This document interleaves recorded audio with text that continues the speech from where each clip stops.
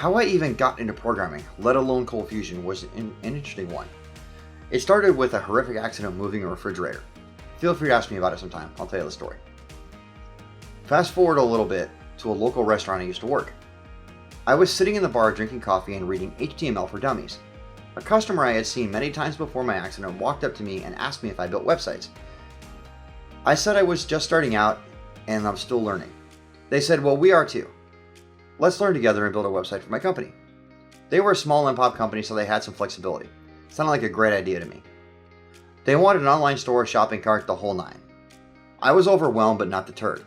I did some research trying to figure out how to do any of it.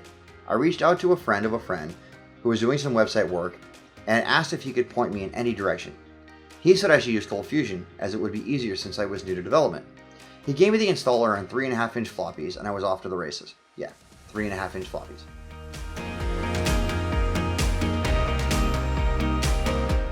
Oddly enough, that system was not the first site I built using ColdFusion.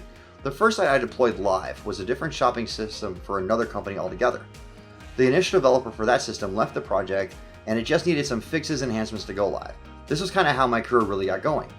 I ended up connecting with the development house and they would send me work that they couldn't handle or didn't want to handle. I spent the first few years of my ColdFusion journey fixing other people's issues. While it sounds strange, it actually set me up for my future. Since I was exposed to so many coding styles, I learned lots of ways how to and not how to do things. I learned very quickly how to recode and figure out what it was doing or what it was supposed to be doing. This is still a lot of what I do today, looking at broken systems, seeing what is wrong and how to make them better.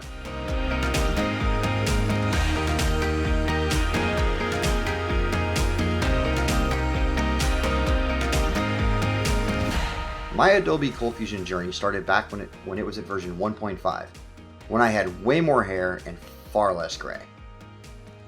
The landscape of ColdFusion and development in general was way different back then. Back then you didn't have things like executable directories or browser-based administrators. Imagine, just for a second, not being able to Google an issue you're having. It was the proverbial Stone Age. I had zero programming experience and virtually no idea what I was doing when I started with ColdFusion. I hit the books hard and learned all I could. Yeah, books, because, well, like I said earlier, the internet holds a baby.